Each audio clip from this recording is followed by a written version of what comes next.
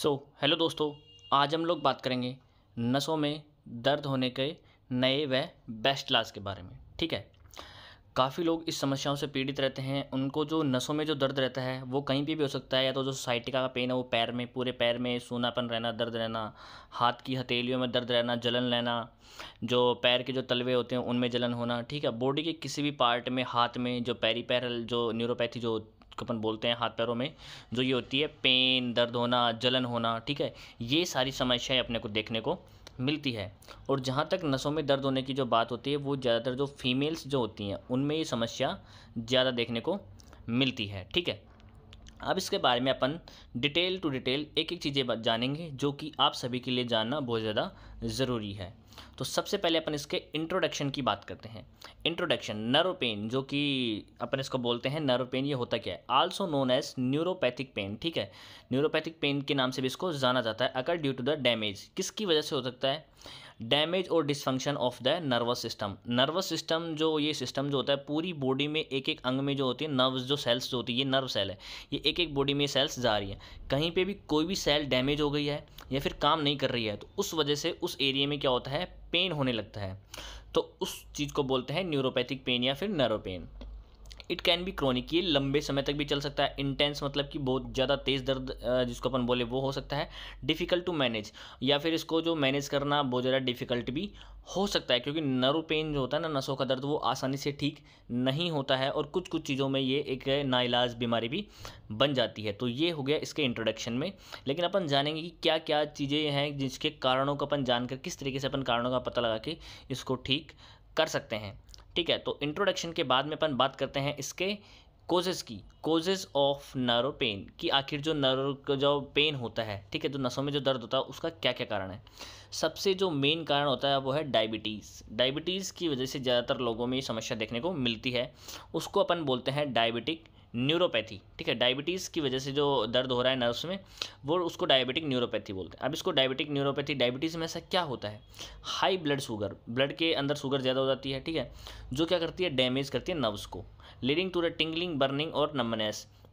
अपने ब्लड के अंदर जो शुगर ज़्यादा होता है, मतलब डायबिटीज़ है तो शुगर ज़्यादा होगी, उसकी वजह से क्या होता है? ब्लड फ्लो सही से नहीं हो पाता है, वहाँ पे शुगर नर्व्स तक जा रही है तो वो क्या करती है? डैमेज करती है। ठीक है, जिसकी वजह से जो नर्व्स में टिंगलिंग होना, ठीक है, बर्निंग सेंस, जलन होना, नंबनेस, भारीपन सा फील होना, ठीक है, चीटियाँ से लगना, ऐसा होता है। जैसे कि आप इस डैमेज में देख सकते, इस इमेज में देख सकते हैं अच्छे से, कि अगर किसी को डायबिटीज़ है, जैसे कोई घाव भी होगा ना, उसको भी ठीक होना बहुत ज़्यादा मुश्किल हो जाता है। ठीक है, ये नर्व्स और ये यहाँ पे ब्लड सेल्स आ रही है तो ब्लड सप्लाई अच्छे से नहीं हो पाती है, तो ये जो नर्व है ना, ये धीरे धीरे करके क्या हो जाती है? ये डिजीज़ ब्लड वेसल्स डिजीज, मतलब कि ये जो नर्व है ये धीरे धीरे डैमेज होना स्टार्ट हो जाती है। और जैसे ये डैमेज होना स्टार्ट हो जाती है तो इसके अंदर पेन, ये सारी समस्याएं होना स्टार्ट हो जाती हैं। उसके बाद में सेकंड नंबर पे आता है इन्फेक्शन। ठीक है, इन्फेक्शन की वजह से भी ऐसा हो सकता है। कंडीशन लाइक सिंगल्स, ठीक है, जो पोस्ट हर्पेटिक न्यूरेल्जिया होता है, मतलब पोस्ट हर्पेटिक का मतलब अगर किसी को हर्पीज जोस्टर है, हर्पीज जैसी कोई बीमारी थी, वो ठीक तो हो गई है, लेकिन उसके बाद में जो दर्द होता है, देखो हर्पीज जोस्टर के टाइम पे भी दर्द होता है तो बहुत भयंकर दर्द होता है, लेकिन वो ठीक हो गया, उसके बाद में भी अगर दर्द बना रहता है तो उसको अपन बोलते हैं पोस्ट हर्पेटिक न्यूरेल्जिया, जो कि इन्फेक्शन, मतलब हर्पीज जोस्टर का जो इन्फेक्शन था उसकी वजह से हुआ है। तो ये जैसे अपन कुछ एरियाज देख लेते हैं, यहाँ पे जो ये नर्व्स निकली हुई है, यहाँ पे अगर हर्पीज जोस्टर था तो हर्पीज जोस्टर ठीक तो हो जाता है, लेकिन वो नर्व को डैमेज करके डैमेज हो जाता है इन्फेक्शन की वजह से, यहाँ पे नर्व डैमेज हो जाती है जिस वजह से दर्द हो जाता है। ठीक है, तो उसके लिए अपन ये देखें कि HIV एड्स में भी ऐसा हो सकता है। सिफिलिस जो होता है उसके अंदर भी नर्व जो होती है वो डैमेज हो सकती है इन्फेक्शन की वजह से। तो ये सारे सिम्टम्स अपने को देखने को मिल सकते हैं। उसके बाद में इंजरीज़, ठीक है, अगर किसी प्रकार का ट्रॉमा हुआ है, इंजरी हुई है, स्पाइनल कॉर्ड में अगर इंजरी हुई है, जो रीढ़ की हड्डी जो होती है, ठीक है, वहाँ पे कोई एक्सीडेंट वगैरह हो गया है, नर्व कंप्रेशन, अगर जो किसी तरीके किसी वजह से जो नर्व्स हो रही है वो कंप्रेस हो रही है, उसके ऊपर प्रेशर आ रहा है, तो जैसे कि साइटिका जो अपन देखते हैं उसको, जो अपन जो पैर के अंदर जो दर्द होता है वो साइटिका नर्व जो होती है उसके अंदर अगर किसी वजह से कंप्रेस आ रहा है, रीढ़ की हड्डी के बीच में जो नर्व आती है उसके ऊपर अगर डिस्क की वजह से कंप्रेशन आ रहा है, जिसकी वजह से कि जो नर्व है बिल्कुल कंप्रेस्ड हो गई, उस पर प्रेशर आ रहा है, तो ये सारे सिम्टम्स देखना स्टार्ट हो जाते हैं, जलन होना, दर्द होना, सेंसेशन होना। ठीक है, उसके बाद में है ऑटो इम्यून डिजीज़, जो अपनी बॉडी का जो इम्यूनिटी सिस्टम है खुद का, वो भी अपने नर्व्स को धीरे धीरे डैमेज करना स्टार्ट कर देता है। ऐसा किस कंडीशन में होता है? मल्टीपल स्क्लेरोसिस, लूपस, ठीक है, गिलेन बेयर सिंड्रोम। ठीक है, ये सारे कंडीशंस होते हैं, इसके अंदर अपना खुद का जो इम्यून सिस्टम है ना वो अपने नर्व्स को ही डैमेज करना स्टार्ट कर देता है, ठीक है। उसके बाद में है ट्राइजेमिनल न्यूरल्जिया। ट्राइजेमिनल न्यूरल्जिया इसको बोलते हैं, जो अपना जो फेस जो होता है यहाँ पे ट्राइजेमिनल नर्व्स होती हैं, सीवियर फेशियल नर्व पेन। ये जो 50 की जो एज होती है ना, उसके बाद में फीमेल्स में चीज़ें ज़्यादा देखने को मिलती हैं 50 की एज के बाद में, क्योंकि उनके जो चेहरे पे जो होता है ना वो जलन और ज़्यादा पेन, ठीक है। और ये जो पेन जो होता है नर्व पेन, ये रात को ज़्यादा परेशान करता है लोगों को, ये रात में ज़्यादा देखने को मिलता है। तो ये ट्राइजेमिनल नर्व्स होती हैं, इनमें ये पेन होता है जिसको ट्राइजेमिनल न्यूरल्जिया बोलते हैं। तो ये एक कारण इसके पीछे हो सकता है। उसके बाद में कीमोथेरेपी इंड्यूस न्यूरोपैथी, ठीक है। जो कैंसर जो हो जाता है उसको ठीक करने के लिए कीमो किया जाता है, कीमोथेरेपी जो किया जाता है, तो उस कीमोथेरेपी की वजह से भी जो नर्व्स को क्या होते हैं, डैमेज हो जाती है। तो अगर नर्व डैमेज होगी, किसी भी तरीके से नर्व पे अगर कंप्रेशन पड़ रहा है, डैमेज हो रही है, उनको न्यूट्रिशन सही से नहीं मिल रहा है, ब्लड सप्लाई सही से नहीं हो रही है, तो वो सारे कारण होते हैं नर्व पेन के, ठीक है। तो यहाँ पे भी ये एक कारण बन सकता है नर्व पेन का। उसके बाद में न्यूट्रिशनल डेफिशिएंसी, जो मैंने अभी बताया, लैक ऑफ विटामिन बी, ठीक है। न्यूट्रिशनल में अगर जो ब्लड के अंदर जो विटामिन बी की या फिर विटामिन ई की, मैग्नीशियम, इन सब की अगर कमी हो जाती है तो ये नर्व पेन का कोज बनते हैं, ठीक है। तो इन सब चीज़ों का आपको ध्यान रखना है, कोज के हिसाब से ही किसी भी बीमारी का इलाज किया जाता है। तो ये हो गए सारे कोजेज नसों में दर्द के बेस्ट इलाज के बारे में। उसके बाद में अपन बात करते हैं सिम्टम्स ऑफ नर्व पेन, ठीक है। नर्व पेन अगर किसी को हो रहा है तो सिम्टम्स अपने को क्या क्या देखने को मिलते हैं। बर्निंग, जलन होती है जहाँ पे पेन हो रहा है अपने को, पैर के तलवों में, पीछे कमर में दर्द के साथ साथ अपने को जलन, स्टबिंग और शूटिंग पेन, मतलब बहुत ज़्यादा तीखा जो दर्द होता है ना, वो अपने को देखने को मिल सकता है। जैसे साइटिका पैर के अंदर जो ये है पैर, यहाँ पे अपने को दर्द देखने को मिल सकता है। उसके बाद में है टिंगलिंग। टिंगलिंग का मतलब जैसे अपन कई बार एक जगह बैठे रहते हैं, ठीक है, तो जैसे अपने पैरों में ज़्यादा समस्या देखने को मिलती है कि अगर अपन एक जगह बैठ गए तो अपने को क्या ऐसे सीटियाँ सी काटने लग जाती है, पैर बहुत भारी भारी लग जाता है। वो कई बार ब्लड सप्लाई अगर अच्छे से नहीं हो रही है तो उस वजह से हो जाता है। लेकिन अगर किसी को न्यूरोलॉजिकल प्रॉब्लम है, नर्व में पेन की समस्या है, तो ये उसके साथ नॉर्मल क्या मतलब कि वो अगर नॉर्मल बैठा है, रात को लेटा हुआ है, तो भी उसको ऐसा फील होता है कि जैसे हाथों में पैरों में चींटियाँ सी चल रही हैं, ठीक है। तो ये एक टिंगलिंग जैसी या पिन एंड निडल्स जो चुभती हैं उस तरीके का सेंसेशन हो सकता है। थर्ड सिम्टम में आता है नमनेस और वीकनेस, ठीक है। जैसे अपने को अगर कहीं पे भी प्रॉब्लम हो रही तो वो भारी भारी और कमज़ोर सा हिस्सा अपने को लगता है। Pain at the worsen at night, ठीक है। जब मैंने बताया कि ये जो समस्या होती है न्यूरोलॉजिकल पेन की, ये रात में बहुत ज़्यादा परेशान करती है, क्योंकि दिन में क्या होता है बॉडी एक्टिव होती है, ब्लड सप्लाई अच्छे से हो पाती है। जब रात को बॉडी मतलब कि अपना जो मसल्स जो होती हैं वो एक्टिव नहीं रहती हैं और बिल्कुल आराम की स्थिति में होती है, तब जाके ये क्या होता है दर्द ज़्यादा बढ़ जाता है। तो रात को ही समस्या ज़्यादा होती है। तो ये हो गए इसके सारे सिम्टम्स। उसके बाद में बात करते हैं इसके डायग्नोसिस की। क्या आखिर अगर अपन डॉक्टर्स के पास जाते हैं तो वो कैसे डायग्नोस करता है कि किस लेवल का इसको प्रॉब्लम है। तो सबसे पहले आता है इलेक्ट्रोमायोग्राफी। इलेक्ट्रोमायोग्राफी के अंदर अपन नर्व कंडक्शन स्टडीज़ करते हैं कि जो नर्व के अंदर जो सिग्नल्स जो हो रहे हैं उसका कंडक्शन कैसा है, मतलब इसको प्रॉब्लम सीवियर है, हल्की फुल्की है तो कैसा है। उसके लिए ये एक मॉनिटर होता है, इसके अंदर इलेक्ट्रोड्स लगाए जाते हैं किसी भी पर्टिकुलर पार्ट में जहाँ प्रॉब्लम, वहाँ पे इलेक्ट्रोड्स लगाए जाते हैं, एक मॉनिटर से कनेक्ट होता है और ये निडल इसके अंदर, ये मसल जो होती है इसके अंदर चुभाई जाती है और ये मसल्स के, जिससे पता लगता है कि एक्चुअल में ये जो दर्द हो रहा है वो मसल की वजह से है या नर्व्स की वजह से है। और इसके अंदर जो ये दो आपको सिग्नल्स दिख रहे होंगे, ये नर्व का सिग्नल है कि किस तरीके से नर्व के अंदर जो सिग्नल्स जो ट्रांसफ़र होते हैं, ठीक है, उनकी स्पीड क्या है।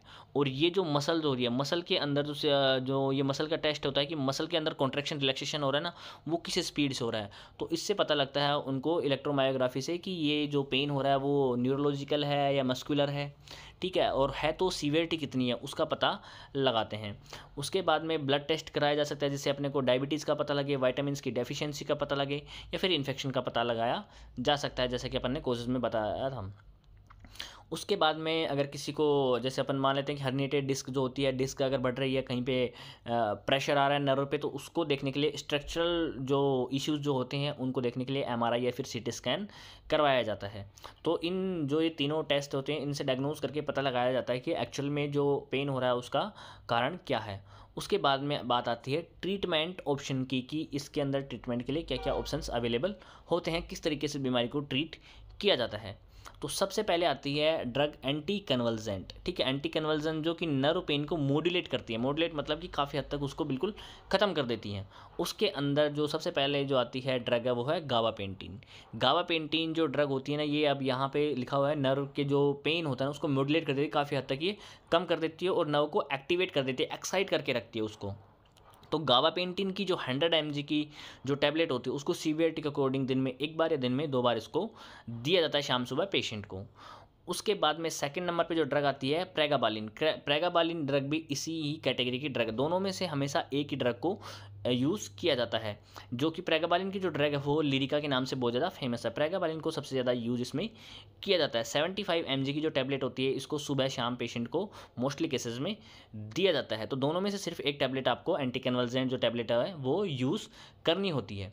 तो ये लिरिका के नाम से जो फेमस ड्रग है इसको सबसे ज़्यादा यूज़ किया जाता है। उसके बाद में एंटी डिप्रेसेंट, ठीक है, ये एंटी डिप्रेसेंट जो ड्रग होती है उनका भी यूज़ किया जाता है। ये इनका काम क्या होता है, न्यूरो मोडुलेटर्स फॉर नर्व पेन। ये जो नर्व जगह जो पेन हो रहा है ना इसको ये मोडुलेट कर देती है। मतलब जैसे ये नर्व्स है, नर्व्स के अंदर ये पेन के सिग्नल्स जा रहे हैं, ठीक है, सिग्नल्स जा रहे हैं, तो ये सिग्नल्स को ही मतलब कि ये ब्रेन तक पहुंचने नहीं देती है, मतलब उनको डिप्रेस कर देती है, प्रेस कर देती है। वही जो सिग्नल्स होते हैं ना उनको ब्रेन तक नहीं पहुंचने देती है और उनको जो पेशेंट होता है उसको दर्द का फील नहीं होता है। तो एंटी डिप्रेसेंट ड्रग, अब ऐसा नहीं है कि अगर पेशेंट डिप्रेशन में हो तभी उसको ये ड्रग देनी है, नहीं, ऐसा ज़रूरी नहीं है। अगर पेशेंट डिप्रेशन में नहीं हो तो भी उसको डिप्रेस करने के लिए, सिग्नल्स को डिप्रेस करने के लिए उसको ये ड्रग दी जाती है। तो एमाइट्रिप्टिलिन की जो टैबलेट होती है वो 10 mg से लेकर के 50 mg तक की जो ड्रग होती है सीवियरिटी के अकॉर्डिंग पेशेंट को रात को सोते समय एक टैबलेट उसको दी जाती है, ठीक है। तो इस चीज़ का आपको ध्यान रखना है। उसके बाद में इसी कैटेगरी की जो ड्रग है डुलेक्सिटाइन, ठीक है, डुलेक्सिटाइन की जो टैबलेट होती है उसको भी लो डोज में ही यूज़ किया जाता है, क्योंकि इस केस में एंटी डिप्रेसेंट को लो डोज में यूज़ करते हैं। इसको भी रात को सोते समय एक टैबलेट इसको दिया जाता है। सेम ये भी एमाइट्रिप्टिलिन की तरह ही ये काम करती है। तो दोनों में से इनमें से भी एक टैबलेट पेशेंट को दी जाती है। उसके बाद में थर्ड नंबर पे है, अगर पेशेंट को जो अपन ने पिछले जो 2 ड्रग्स के जो 2 कैटेगरी में, ये फर्स्ट लाइन ट्रीटमेंट होता है। अगर इनसे आराम नहीं मिल रहा है पेशेंट को तो उसके बाद में ओपियोइड्स का यूज़ करते हैं, ठीक है, सेकंड लाइन ट्रीटमेंट का, कि जो अगर ज़्यादा प्रॉब्लम है तो वहाँ पे जो है सेकंड लाइन में ओपियोइड्स में आता है ट्रामाडोल। इसको सबसे ज़्यादा यूज़ किया जाता है। ट्रामाडोल जो कि काफ़ी सीवियर पेन को रोकने के लिए इसको यूज़ करते हैं। और इसके अंदर इसकी जो टैबलेट होती है वो 100 mg या फिर 50 mg 400 mg तक का जो होता है इसको यूज़ करते हैं। और इस ऐसा सस्टेन रिलीज़ वाली टैबलेट ये यूज़ की जाती है ताकि बॉडी में धीरे धीरे रिलीज़ ये होती रहे और पेशेंट को दर्द का फील ना हो, पेन का सेंसेशन ना हो। तो ये ट्रामाडोल जो टैबलेट होती है वो पेशेंट को दिन में एक बार दी जाती है। अगर उसको ज़्यादा पेन है तो उसको फिर मतलब कि डिवाइडेड डोजेस में भी इसको दिन में 2 बार भी दी जा सकती है। तो ये होगी ओपियोइड्स में ट्रामाडोल को यूज़ करते हैं। उसके बाद में टॉपिकल एजेंट्स, अगर किसी पर्टिकुलर पार्ट में जैसे पैर में जलन है, ठीक है, हाथ में बहुत ज़्यादा नमनेस या जलन है, तो उस पार्ट के लिए पर्टिकुलर लोकल पेन एरियाज़ के लिए इनको यूज़ किया जाता है, जिसके अंदर कैप्सिसिन की जो क्रीम होती है, ठीक है, उनको यूज़ किया जाता है। यहाँ पे लिखा हो high potency pain relief cream, ठीक है। जो कैप्सिसिन की जो क्रीम होती है ना, ये किसी प्रकार का मसल पेन हो, जॉइंट पेन हो, बैक पेन हो, ठीक है, या फिर जो न्यूरोलॉजिकल पेन होता है ना उसको रोकने के लिए इसको जिस जगह पे पेन हो रहा है वहाँ पे इसको अप्लाई किया जाता है। इसको सुबह शाम या रात को सोते टाइम इसको ज़्यादातर अप्लाई करते हैं, क्योंकि रात के समय ये दर्द बहुत ज़्यादा परेशान करता है। तो ये क्रीम भी यूज़ की जा सकती है। उसके बाद में आता है एडजंक्ट थेरेपीज, ठीक है, मतलब सपोर्टिव और सिम्टोमेटिक ट्रीटमेंट, मतलब कि जो अपन सिम्टम्स देखते हैं पेशेंट को क्या क्या प्रॉब्लम हो रखी है, उसको दर्द हो रहा है ज़्यादा, तो उस दर्द को रोकने के लिए नसेट्स कैटेगरी की ड्रग्स को भी यूज़ किया जाता है, जिसमें सबसे ज़्यादा यूज़ की जाती है नेप्रोक्सेन, ठीक है। नेप्रोक्सेन की जो 500 mg की जो टैबलेट होती है, एक टैबलेट सुबह और एक टैबलेट शाम को पेशेंट को दी जाती है, ताकि जो पेन हो रहा है पेशेंट को वो दर्द ना हो, ठीक है, या अगर कोई इन्फ्लामेशन वगैरह है तो वो इन्फ्लामेशन भी ख़त्म हो जाए। तो नेप्रोक्सेन को सबसे ज़्यादा यूज़ किया जाता है। इसी के साथ में इस थेरेपी के अंदर आता है बी कॉम्प्लेक्स, ठीक है, जो मैंने बताया था कि अगर किसी की बॉडी में वाइटामिन्स की कमी है, जिसके अंदर B1 B6, ठीक है, B12 है, ये सारी जो वाइटामिन्स जो होती हैं, विटामिन E, ठीक है, मैग्नीशियम, इन सब की अगर जो कमी होती है तो उस वजह से जो होता है नसों में दर्द ज़्यादा होने लग जाता है, नर्व पेन बहुत ज़्यादा होने लग जाता है। तो उसको रोकने के लिए साथ में बी कॉम्प्लेक्स की जो टैबलेट होती है न्यूरोबाइन फोर्ट के नाम से आपको मिल जाएगी, बी कॉम्प्लेक्स के नाम से मिल जाएगी आपको, ठीक है, मैकोनर्व फोर्ट के नाम से आपको कैप्सूल मिल जाएगी। तो इनको भी जैसे न्यूरोबाइन फोर्ट की जो टैबलेट है इसको पेशेंट को दिन में 1 बार या दिन में 2 बार खाना खाने के बाद में दिया जा सकता है। तो ये एक सपोर्टिव ट्रीटमेंट हो गया। साथ में सपोर्टिव ट्रीटमेंट में अल्फा लिपोइक एसिड, ठीक है, अल्फा लिपोइक एसिड की जो कैप्सूल आती है आपको हमेशा ही 600 mg की स्ट्रेंथ में देखने को मिलती है। इस टैबलेट को जहाँ डायबिटिक न्यूरोपैथी अपने को कन्फर्म हो गया है कि इसको डायबिटीज़ की वजह से अगर न्यूरोपैथी है, नर्व्स में पेन है, तो वहाँ इस टैबलेट को यूज़ करते हैं। तो इसकी जो टैबलेट जो होती है 600 mg की टैबलेट ओडी, मतलब दिन में सिर्फ इसको एक बार दिया जाता है। जहाँ किसी को डायबिटीज़ की वजह से अगर प्रॉब्लम है तो उसी केस में इसको यूज़ करते हैं। तो दिन में एक बार 600 mg की कैप्सूल जो होती है वो दी जाती है अल्फा लिपोइक एसिड की। तो ये था एडजेंक्ट थेरेपीज़ के अंदर। उसके बाद में अगर किसी को बहुत ज़्यादा प्रॉब्लम रहती है, सीवियर केसेस है, ठीक नहीं हो रहा, इन्फ्लामेशन ज़्यादा है, ठीक है, नर्व्स में या फिर नर्व कंप्रेस्ड हो गई है, कमज़ोर है, बहुत ज़्यादा डैमेज हो गई है, ठीक है, तो उस केस में हॉस्पिटल और इंटरवेंशनल ट्रीटमेंट के अगर अपन देखें तो कुछ ऐसे इंजेक्शन को यूज किया जाता है, तो नर्व्स का जो पेन जो सेंसेशन होता है उसको एकदम बिल्कुल ब्लॉक कर देती हैं और वहाँ पे जो इन्फ्लामेशन हो रखा है उसको ख़त्म करती हैं और उसको रिपेयर करने में बहुत ज़्यादा हेल्प करती हैं। तो उसके अंदर मिथाइल प्रेडनिसोलोन जो स्टेरॉइडल इंजेक्शन होते हैं उनको यूज़ करते हैं, जिसके अंदर मिथाइल प्रेडनिसोलोन जो इंजेक्शन होता है उसको यूज़ करते हैं, या फिर जो डेक्सोना इंजेक्शन होता है, डेक्सामिथासोन जिसके अंदर आता है, उन दोनों में से कोई एक इंजेक्शन को यूज़ किया जाता है और पेशेंट को ये IM रूट के थ्रू लगाया जाता है ताकि जो नर्व्स के अंदर जो इन्फ्लामेशन हो रहा है, ठीक है, जिसकी वजह से पेन है वो बिल्कुल ब्लॉक हो जाए। ये बिल्कुल पेन को बिल्कुल ब्लॉक कर देती है। इस इंजेक्शंस को हॉस्पिटल के तौर पे मतलब सीवियर केसेस में इनको यूज़ किया जाता है। तो इंजेक्टेबल पेन रिलीफ्स को भी यूज़ करते हैं सीवियर केसेस के अंदर। तो ये था एक कंप्लीट ट्रीटमेंट की जिस तरीके से मतलब कौन कौन सी टैबलेट कब कब आपको यूज़ करनी है, क्या क्या उनका काम होता है, ठीक है। तो सभी एक फुल इन्फॉर्मेशन थी सभी ड्रग्स के बारे में। साथ में अगर मैं आपको देखूँ तो कुछ लाइफ स्टाइल मॉडिफिकेशंस की ज़रूरत पड़ती है, ठीक है, और कुछ प्रिवेंटिव मेजर्स की अगर अपन बात करें तो अगर आपको डायबिटीज़ है तो उसको कंट्रोल करना पड़ेगा सबसे पहले, ठीक है। उसके बाद में जाके वो नर्व डैमेज फर्दर ना हो, ठीक है। आपको रेगुलर एक्सरसाइज करने की ज़रूरत होती है, जैसे वॉकिंग करना, योगा करना, ठीक है, ये आपकी नर्व हेल्थ को और ब्लड सर्कुलेशन को इम्प्रूव करती है। अगर आप अल्कोहल ड्रिंकिंग करते हैं, स्मोकिंग करते हैं तो इन सबको बिल्कुल बंद कर देना है, क्योंकि इनकी वजह से नर्व पेन बहुत ज़्यादा वर्सन हो जाता है, मतलब कि कंडीशन ज़्यादा ख़राब होती है। हेल्दी डाइट लें जिसके अंदर ओमेगा 3 विटामिन्स बी एंटीऑक्सीडेंट्स ज़्यादा प्रेजेंट हो, ठीक है। मतलब कि इम्प्रूव स्लीप हाइजीन, मतलब कि जो अपना सोने का जो साइकिल है उसको प्रॉपर रखें, कम से कम 8 घंटे की नींद लें, ठीक है।